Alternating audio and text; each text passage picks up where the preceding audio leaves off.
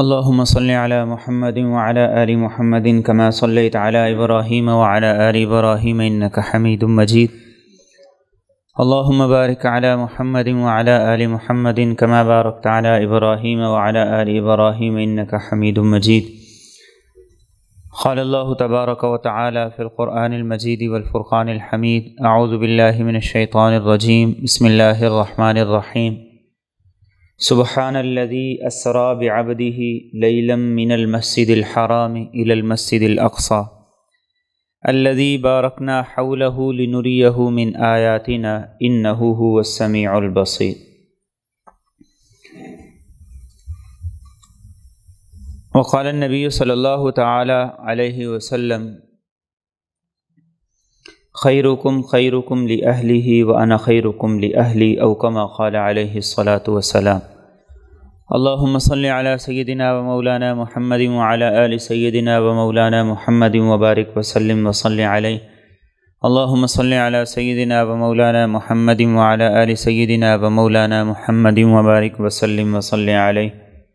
اللهم صل على سيدنا وسيد ساداتنا وسيد عاداتنا وحبيبنا وحبيب ربنا وصمدنا وأجملنا وأكملنا وأحسننا وأرفقنا وأعلانا وأولانا وأزكانا وأتقانا محمد صلی اللہ علیہ وعلى آلہ وأہلہ وذریاتہ وصحابتہ ومن تبعہم بإحسان إلی یوم الدین۔ رجب کا مہینہ میرے اور آپ کے نبی سرکار دو عالم صلی اللہ تعالی علیہ وآلہ وسلم کے سفر معراج کا مہینہ بھی ہے۔ اس مہینے میں میرے اور آپ کے نبی کو اللہ رب العزت نے معراج پہ بلوایا، اور یہ وہ شرف، مقام اور فضیلت ہے جو پوری انسانیت میں، تمام انبیاء کرام میں کسی کو حاصل نہیں ہوا جو میرے اور آپ کے نبی کو حاصل ہوا۔ اور یہ وہ تفصیلی موضوع ہے جس پر بڑی طویل گفتگو ہو سکتی ہے، لیکن کوئی ایک پہلو جو میرے اور آپ کے لیے ایمان کی تازگی کا ذریعہ بنے، میرے اور آپ کے ایمان کو جلا بخشے، تاکہ میں اور آپ اس سے اپنی ایمانی کیفیات کو چارج کر سکیں، وہی کافی۔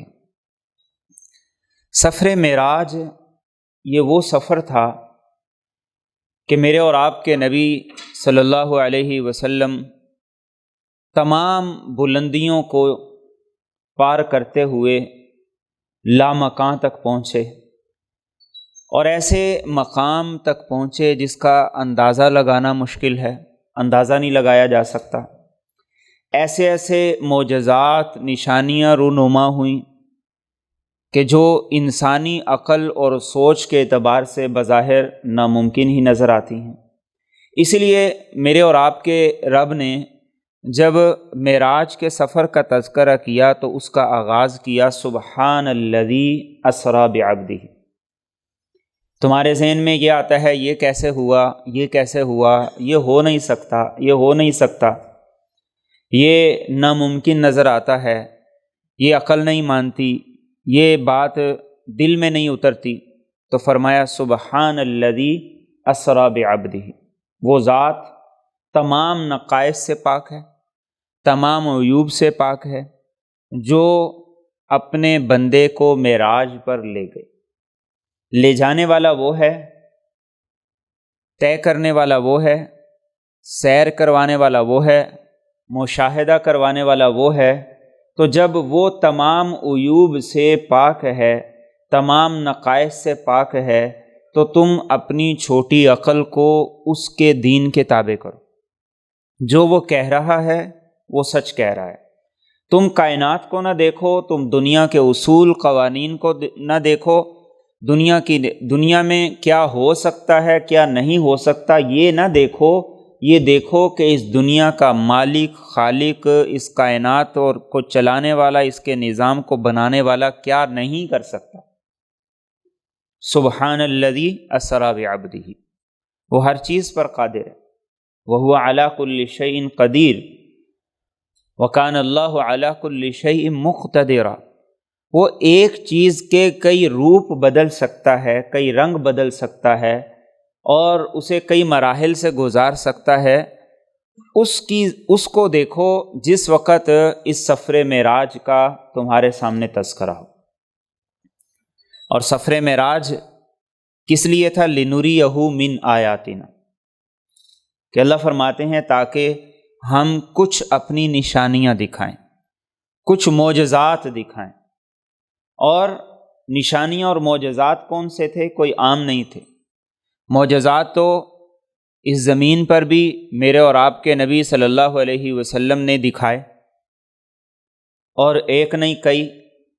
لَقَدْ رَأَىٰ مِنْ آیَاتِ رَبِّهِ الْكُبْرَىٰ، اللہ فرماتے ہیں کہ اپنے رب کی بڑی بڑی عظیم نشانیاں دیکھی،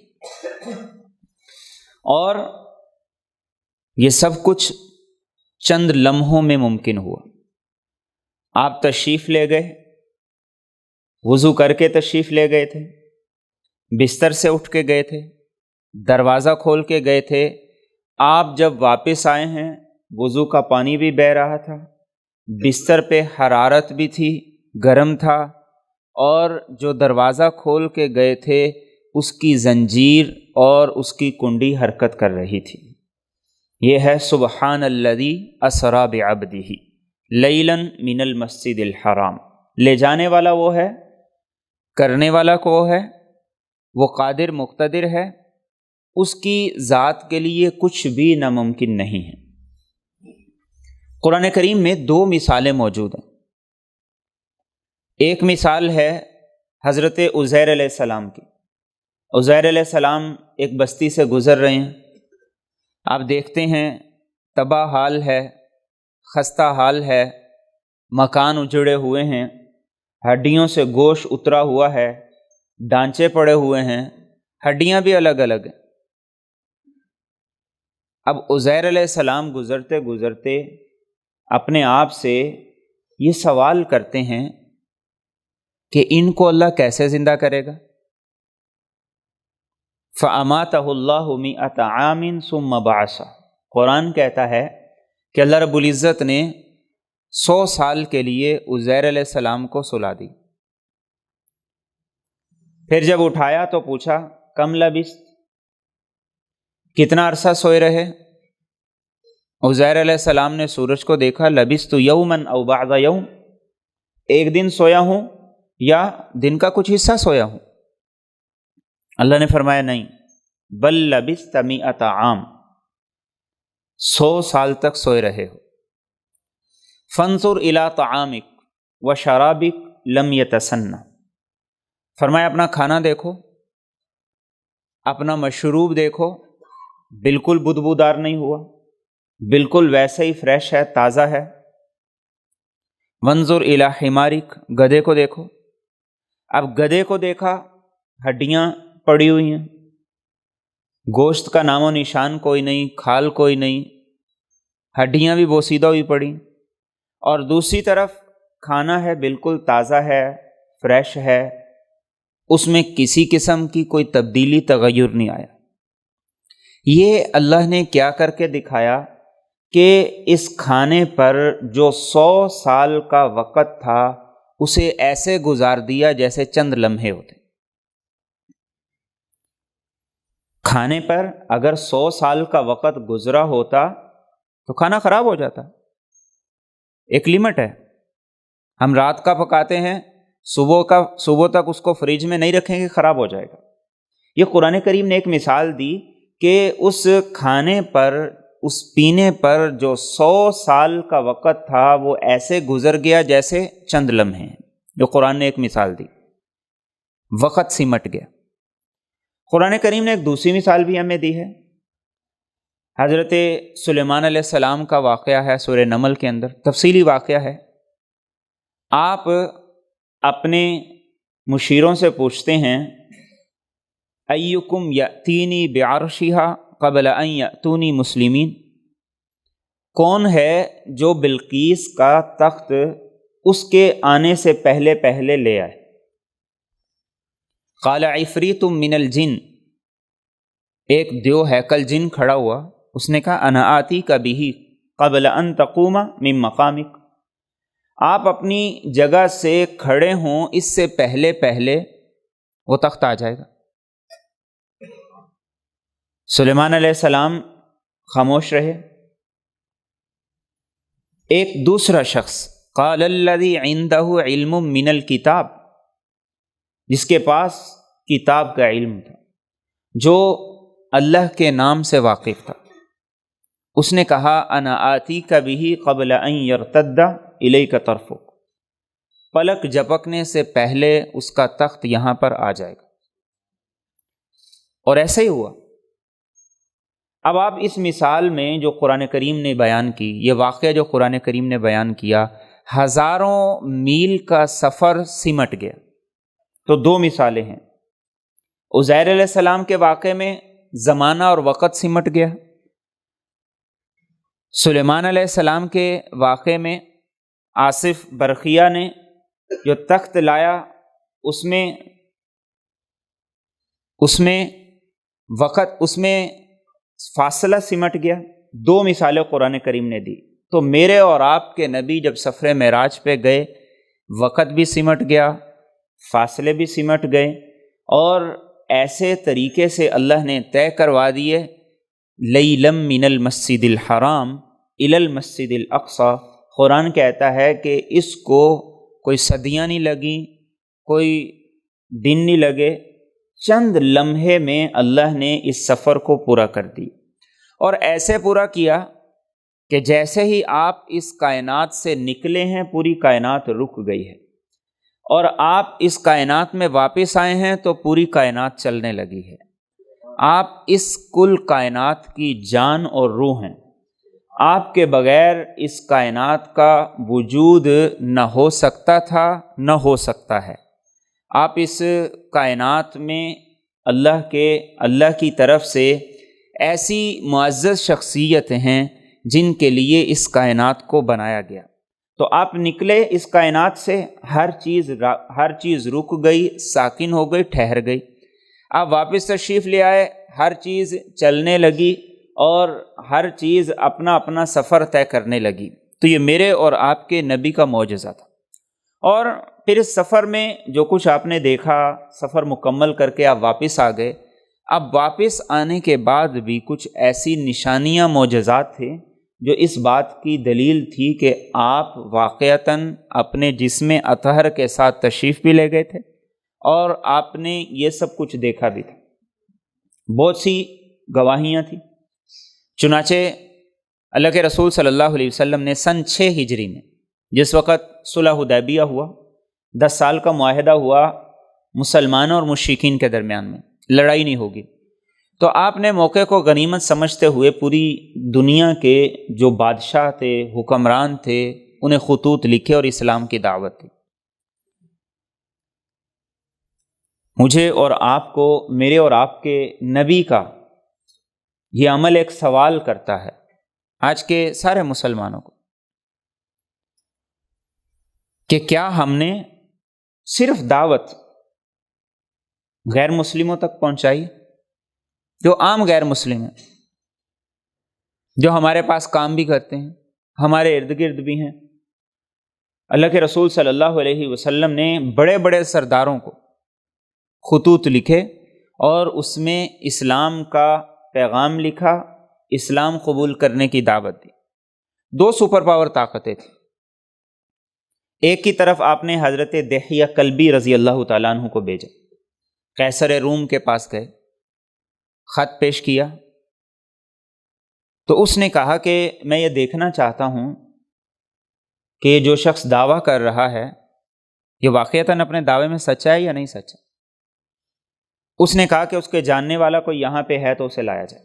ایک لمبا واقعہ ہے، تو خلاصہ اس کا یہ ہے کہ ابو سفیان جو اس وقت مسلمان نہیں ہوئے تھے، قافلے کے ساتھ گئے ہوئے تھے، لوگوں نے اسے پکڑا اور قیصر روم کے دربار میں پیش کر دی۔ قیصر روم نے ابو سفیان کو آگے بٹھایا اور باقی سارے لوگوں کو پیچھے لائن میں بٹھا دیا، جیسے امتحان حال میں بٹھاتے ہیں، اور کہا کہ دیکھو میں اس سے سوال کروں گا، اگر یہ غلط جواب دے تو تم نے سر کا اشارہ کرنا ہے کہ یہ جھوٹ بول رہا ہے۔ ابو سفیان کہتے اس نے مجھ سے کئی سوالات کی،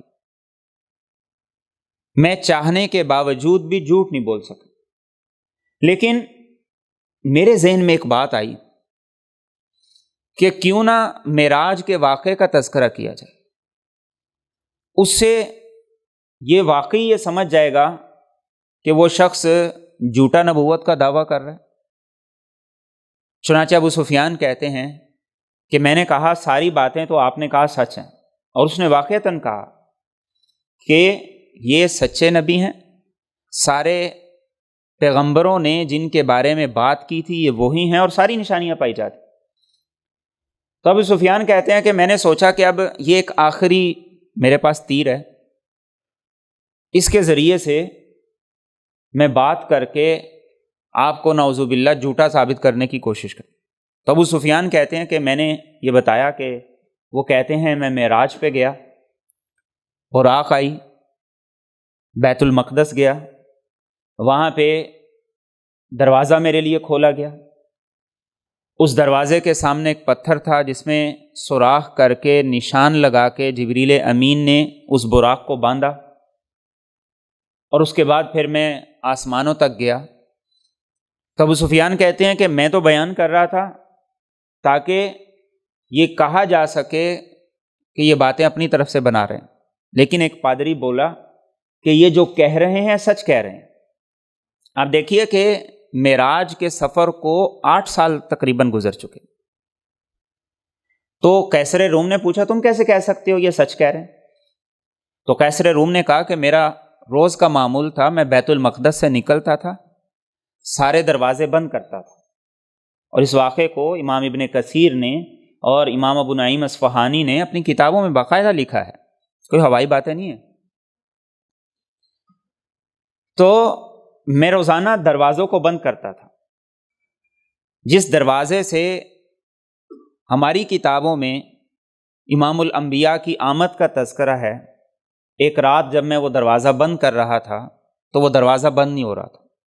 میں نے بہت سے اپنے ساتھ والوں کو بلایا، میرا ساتھ دو دروازہ بند کریں، لیکن دروازہ نہیں بند ہوا۔ تو کہتے ہیں ہم چھوڑ کے چلے گئے کہ صبح اس کو دیکھیں گے کہ دروازہ کیوں نہیں بند ہوا۔ تو کہتے ہیں صبح میں آیا تو وہ دروازے کو ایک آدمی نے بند کیا، بند ہو گیا، اور اس کے سامنے پھر وہ پتھر دیکھا تو ہماری کتابوں میں جو لکھا ہوا تھا اس کے مطابق اس پتھر میں نشان موجود تھا۔ مجھے پتہ چل گیا کہ آج وہ رات ہے جس رات میں نبی آخر الزماں کو سفر معراج پہ بلایا گیا ہے، اور وہ مسجد اقصیٰ میں انبیاء کی امامت کر کے امام الانبیاء کا شرف لے کے چلے گئے۔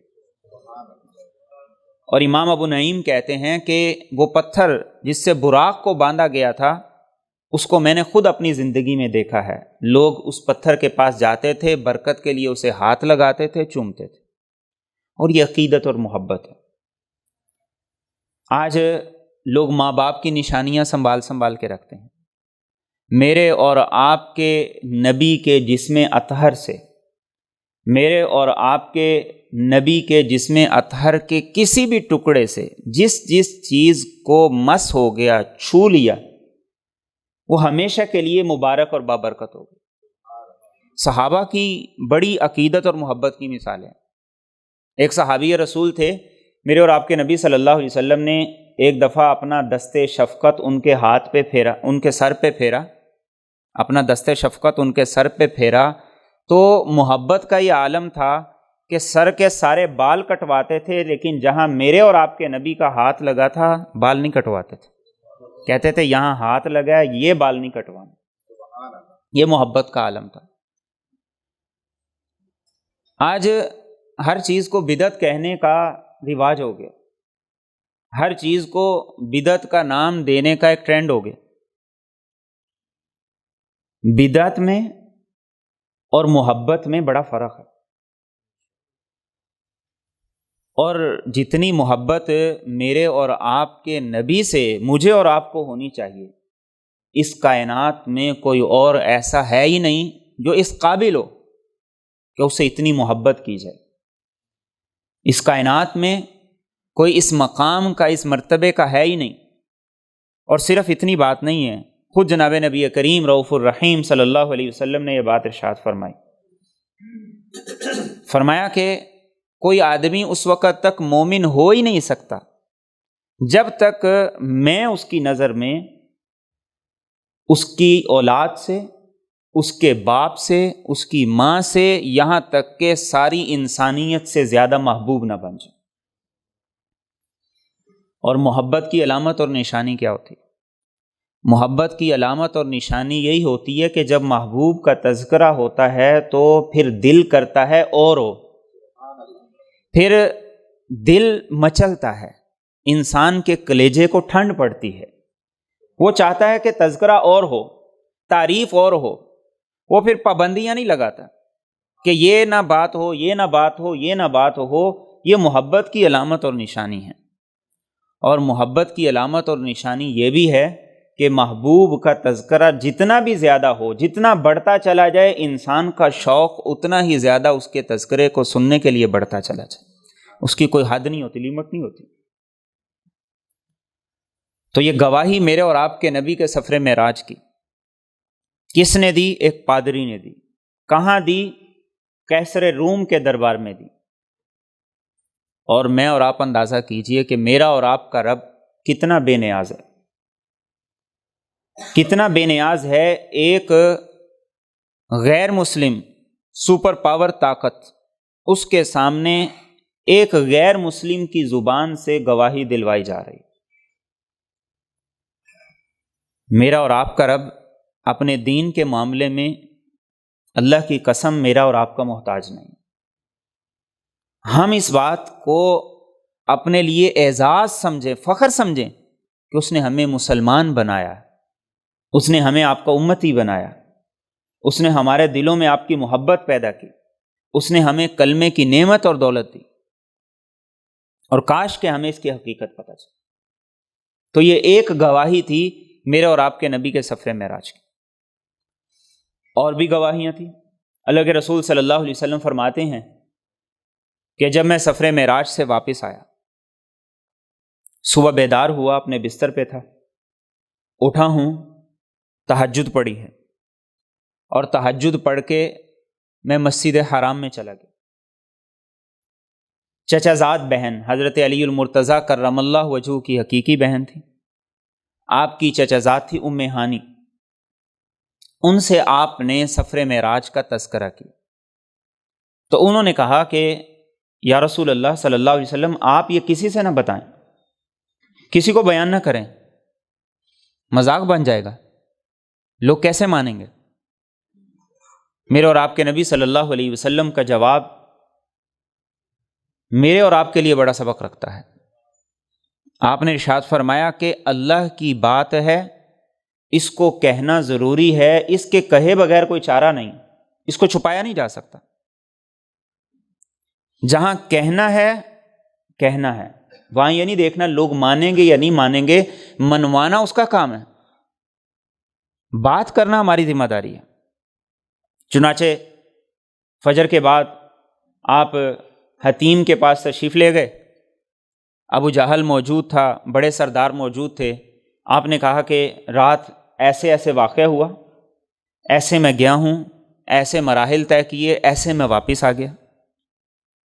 سب ہنسنے لگے، اور یہ وہ لوگ تھے جو ہنسی مذاق کا کوئی موقع ہاتھ سے نہیں جانے دیتے تھے، اور بھرپور کوشش تھی کہ کسی طریقے سے رسول اکرم صلی اللہ علیہ وسلم کی دعوت کو روکا جائے۔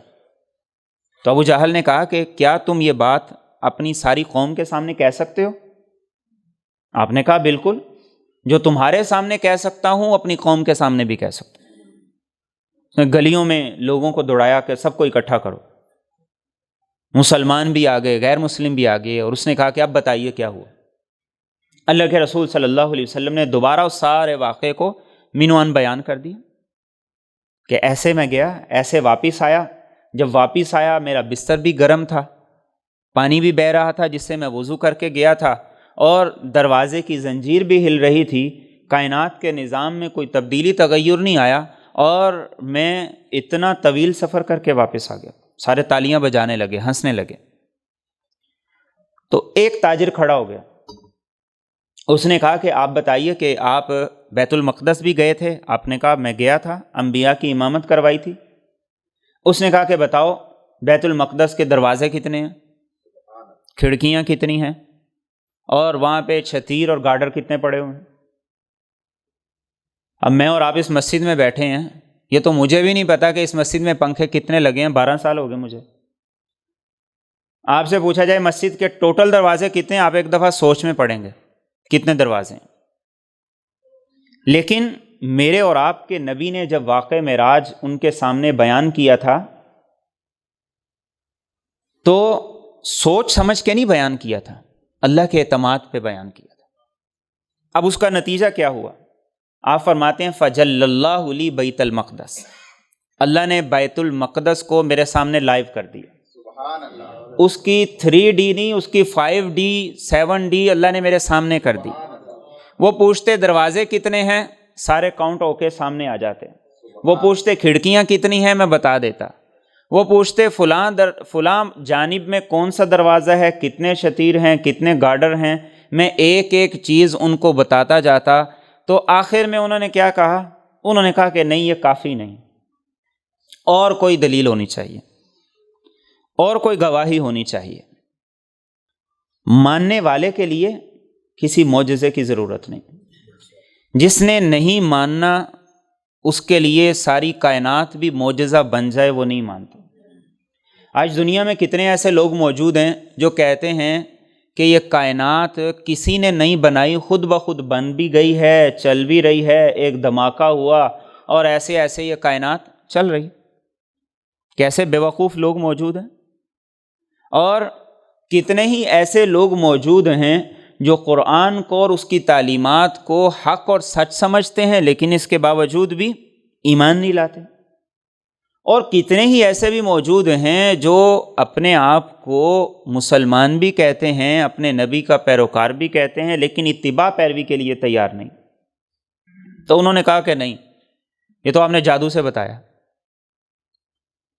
تو اللہ کے رسول صلی اللہ علیہ وسلم فرماتے ہیں کہ اور بھی گواہیاں ہیں۔ انہوں نے کہا بتائیے کیا ہے؟ آپ نے فرمایا جب میں واپس آ رہا تھا تو ایک قافلہ تمہارا میں نے روحا کے مقام پہ دیکھا، اس کا سب سے آگے جو آدمی تھا وہ فلاں قبیلے کا فلاں آدمی تھا، اس کا یہ نام تھا۔ ان کا ایک اونٹ گم ہو گیا تھا اور وہ لوگ اپنے اونٹ کو تلاش کر رہے تھے۔ میں وہاں رکا، ان کے اونٹ کے اوپر ایک برتن میں پانی پڑا ہوا تھا، مجھے پیاس لگی، میں نے پانی پیا، وہ پانی ختم ہو گیا، اور جب میں وہاں سے چلنے لگا ان کا اونٹ انہیں مل گیا، اور میں نے وہاں سے واپس آتے ہوئے ان کو سلام کیا۔ میں ان کو نظر تو نہیں آیا، لیکن ان میں سے ایک آدمی نے کہا کہ یہ محمد کی آواز لگتی ہے جو ہمیں سلام کر کے یہاں سے گیا ہے، لیکن یہ آیا کہاں سے ہے، آواز کیسے آئی ہے؟ انہوں نے کہا اچھا یہ قافلہ کب آئے گا تمہارے اندازے کے مطابق؟ رسول اکرم صلی اللہ علیہ وسلم فرماتے ہیں میں نے کہا کہ یہ قافلہ صبح جس وقت سورج طلوع ہوگا مکہ میں داخل ہو جائے گا۔ انہوں نے کہا کہ ہمارے اور بھی قافلے گئے ہیں، ان کو نہیں آپ نے دیکھا؟ آپ نے فرمایا تمہارا ایک دوسرا قافلہ بھی میں نے دیکھا، اور یہ دوسرا قافلہ ذی فجا کے مقام پہ تھا۔ فرمایا کہ اس میں ایک اونٹ پر 2 آدمی سوار تھے، دونوں دوست تھے، ایک کا نام یہ ہے، دوسرے کا نام یہ ہے، اور ایک کا قبیلہ یہ ہے، دوسرے کا یہ ہے، اور جب براق ان کے اوپر سے گزری ان کا اونٹ بدکا اور وہ دونوں سواری سے گرے ہیں، ایک کا بازو ٹوٹ گیا ہے، وہ آئے تو ان سے پوچھ لینا۔ انہوں نے کہا کہ آپ کے اندازے کے مطابق یہ قافلہ کب پہنچا؟ اور آپ یہ اندازہ لگائیے کہ یہ وہ دور نہیں تھا جب میپ سے پتہ چل جاتا ہو کہ آپ اتنے بجے فلاں جگہ پہنچ جائیں گے اور اتنے بجے فلاں جگہ پہنچ جائیں گے۔ آپ نے فرمایا تقریباً نصف النہار کے وقت زوال کے ٹائم پہ یہ قافلہ پہنچے گا۔ انہوں نے کہا کل آ رہی ہے، پوچھ لیں گے۔ پھر آپ نے کہا کہ ایک تیسرا قافلہ بھی مجھے ملا تھا جو تلوین میں تھا، اور آپ نے فرمایا کہ اس قافلے کی، انہوں نے کہا اس قافلے کی علامت کیا ہے؟ تو آپ نے کہا کہ اس کے آگے جو اونٹ تھا وہ بھورے رنگ کا تھا اس کے اوپر 2 بوریاں پڑی ہوئی تھیں، ایک سیاہ داری دار تھی اور دوسری سفید داری دار تھی۔ جب وہ قافلہ واپس آئے تو اس کی نشانی بھی دیکھ لینا۔ انہوں نے کہا یہ تیسرا قافلہ یہ کب پہنچے گا؟ آپ نے فرمایا کہ یہ تیسرا قافلہ کل سورج غروب ہونے کے وقت پہنچے گا۔ اب انتظار ہونے لگا اگلی صبح کا۔ سارے کے سارے کفار بھی پہاڑوں پہ چڑھ گئے، مسلمان بھی چڑھ گئے۔ کفار کی نظریں ہیں کہ آج کسی طریقے سے یہ بات غلط ثابت ہو جائے، لیکن وما ینطق عن الہوا کی زبان سے نکلی ہوئی بات جھوٹ ہو جائے، یہ کیسے ہو سکتا ہے؟ ان ہوا الا وحی یوحا کی زبان سے جو کچھ نکل گیا ہے یہ جھوٹ ہو جائے، ہو ہی نہیں سکتا۔ کائنات اوپر نیچے ہو سکتی ہے، زمین آسمان کا نظام بدل سکتا ہے، جھوٹ نہیں ہو سکتا۔ اب اگلی صبح سارے کے سارے کفار کی نظر ہے سورج پہ اور مسلمانوں کی نظر ہے قافلے پہ۔ تو جیسے ہی سورج طلوع ہوا تو انہوں نے کہا سورج نکل گیا، سورج نکل گیا۔ تو مسلمانوں نے کہا سورج کو دیکھ رہے ہو بے وقوفو، وہ دیکھو قافلہ بھی آ رہا ہے۔ قافلہ آیا، انہوں نے نشانی پوچھی کہ یہ نشانیاں؟ انہوں نے کہا بالکل، ہم نے آواز بھی سنی، ہمارا پانی بھی کسی نے پیا۔ تو وہ کہنے لگے نہیں یہ تو جادو ہے، یہ جادو سے سب کچھ ہوا ہے۔ اب دوپہر نصف النہار کا وقت، دوسرے قافلے کا انتظار ہوا۔ دوسرا قافلہ آیا، انہوں نے اس سے نشانیاں پوچھی کہ ایک آدمی کا بازو ٹوٹا، انہوں نے کہا بالکل ٹوٹا ہے۔ 2 آدمی اکٹھے سوار تھے، انہوں نے کہا بالکل سوار تھے۔ کہا ایک کا نام یہ تھا، دوسرے کا یہ تھا، انہوں نے کہا بالکل یہ تھا۔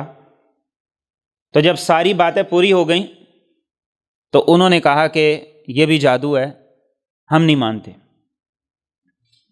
تیسرے قافلے کا وقت جب قریب آیا تو انہیں راستے میں کوئی ایسی مشکل پیش آ گئی کہ وہ قافلہ کچھ لیٹ ہو گیا۔ جو بات میں نے پہلے کہی وما ینطق عن الہوا کی زبان سے بات نکلی اور اللہ اسے سچا نہ کرے، یہ ہو نہیں سکتا۔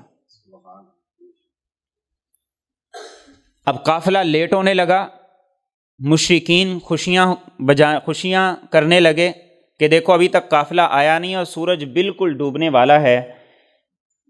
قاضی ایاز اپنی کتاب الشفا میں لکھتے ہیں کہ اللہ نے سورج کو حکم دے دیا جب تک میرے نبی کی بات سچ نہیں ہوتی تو نے غروب نہیں ہونا۔ سبحان اللہ، سبحان اللہ۔ سورج کو اللہ نے روکا، قافلہ پہنچا اور انہوں نے آ کر بتایا کہ ہاں بالکل ایسے ایسے یہ نشانیاں ہوئی ہیں۔ تو انہوں نے کہا کہ نہیں یہ سب کچھ جادو تھا، ہم نہیں مانتے ہیں، انکار کر دیا۔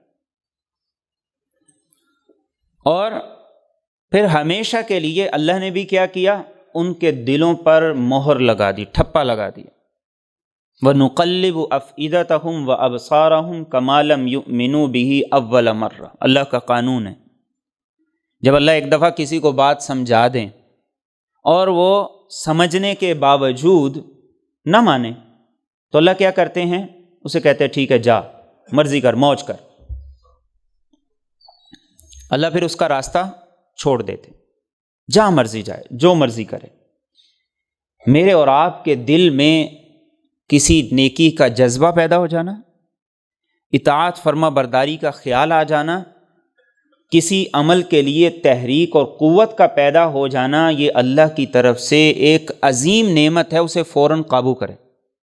یہ موقع نکل گیا تو پھر آپ زندگی بھر وہ موقع تلاش کرتے رہیں گے، موقع ہاتھ میں نہیں آئے گا۔ تو میرے اور آپ کے نبی کی واپسی کے بعد یہ بڑے بڑے گواہ تھے جنہوں نے اس بات کو ثابت کیا کہ واقعتاً آپ تشریف بھی لے گئے، واپس بھی آئے اور اس کی یہ گواہیاں تھیں۔ اور جب آپ تشریف لائے، کچھ تحفے لائے اور ایک پیغام میرے اور آپ کے نام بھی لے کر آئے۔ پیغام کس کا تھا؟ پیغام تھا ابو الانبیاء جد الانبیاء حضرت ابراہیم علیہ السلام کا۔ اور پیغام کیا تھا ابراہیم علیہ السلام کا؟ ہم کیسے خوش قسمت ہیں، اپنی قسمت پہ ہمیں ناز ہونا چاہیے۔ ابراہیم علیہ السلام کا پیغام یہ تھا کہ آپ جا کر اپنی امت کو میرا سلام کہیے گا۔ کیسا شرف ہے! سلام بھیجنے والے ابو الانبیاء جد الانبیاء ابراہیم علیہ السلام ہیں، اور سلام کو لانے والے امام الانبیاء صلی اللہ علیہ وسلم ہیں، اور آسمانوں سے مجھے اور آپ کو سلام آ رہا ہے، ہر آدمی کو سلام آ رہا ہے، علی نبینا و علیہ السلام۔ اور کہا کہ ایک میسیج بھی ہے جو آپ نے اپنی امت کو دینا ہے، ایک پیغام بھی اپنی امت کو دینا ہے، اور وہ پیغام کیا ہے؟ وَأَخْبِرْهَا أَنَّ الْجَنَّةَ طَيِّبَةُ التُّرْبَةِ عَذْبَةُ الْمَاءِ، کہ جنت کی مٹی بڑی پاکیزہ ہے، اس کا پانی بڑا میٹھا ہے، وَأَنَّهَا قِيعَانٌ، لیکن یہ خالی پلاٹ ہے، اس پہ بنا کچھ نہیں ہوا، یہ خالی پلاٹ ہے، اور اس کی فائل تمہارے نام ہو چکی ہے، اب اس کو آباد تم نے کرنا ہے، اور کیسے آباد کرنا ہے یہ بھی بتایا۔ فرمایا اپنی امت کو آپ نے یہ بھی بتانا ہے کہ اس پلاٹ کو آباد کرنے کے لیے سبحان اللہ والحمد للہ ولا الہ الا اللہ واللہ اکبر کے کلمات، ان کا کثرت سے ورد کریں۔ جتنا زیادہ ان کا ورد کرتے چلے جائیں گے اتنا زیادہ ان کا پلاٹ، ان کی جنت وہ بلڈ ہوتی رہے گی اور وہ بڑھتی چلی جائے گی، اور اللہ اس میں برکت دیتے چلے جائیں گے۔ تو یہ پیغام تھا کہ میرے اور آپ کی زبانوں پہ ان الفاظ کے ترانے ہوں، سبحان اللہ والحمد للہ ولا الہ الا اللہ واللہ اکبر۔ جتنا یہ ورد میرے اور آپ کی زبان پہ جاری رہے گا، میرے اور آپ کی جنت اتنی آباد ہوگی۔ دنیا کی کرنسی خرچ کی جائے، یہاں کا گھر آباد ہوتا ہے، یہ آخرت کی کرنسی ہے، اور اس میں کوئی مہنگائی کا تصور نہیں ہے، اس میں باوضو ہونے کی بھی شرط نہیں ہے، اس میں مسجد میں آنے کی بھی شرط نہیں ہے، یہ دوڑ ہے۔ وَفِي ذَلِكَ فَلْيَتَنَافَسِ الْمُتَنَافِسُونَ، یہاں مقابلہ کرنا چاہیے، قرآن کہتا ہے اس میدان میں دوسروں سے آگے نکلنے کی کوشش کرنی چاہیے۔ یہاں کا مالدار وہ ہے جو زیادہ سے زیادہ اس کا ورد کرے گا، یہاں کا غریب وہ ہے جو اس معاملے میں کنجوسی کر جائے گا، اور جو جتنا ورد کرتا چلا جائے گا، جتنا زبان سے اس کا تذکرہ کرتا چلا جائے گا، اللہ اس کی جنت کو اتنی وسعت دیتے جائیں گے، اتنی بلندی دیتے جائیں گے۔ اور کتنا آسان ہے جنت کو، اللہ کی قسم بڑا آسان کیا ہے۔ جنت کا لینا انتہائی آسان ہے، لیکن ہم سستے میں ملنے والی چیز کو چھوڑ کے،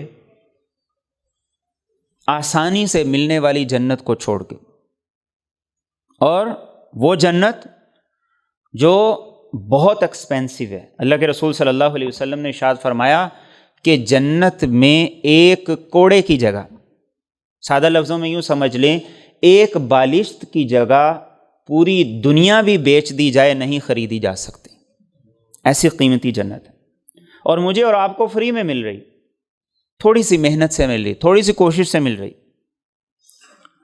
تو یہ ابراہیم علیہ السلام کا میرے اور آپ کے نام پیغام ہے، اپنی زبانوں کو اس ذکر سے معطر کیجیے، منور کیجیے۔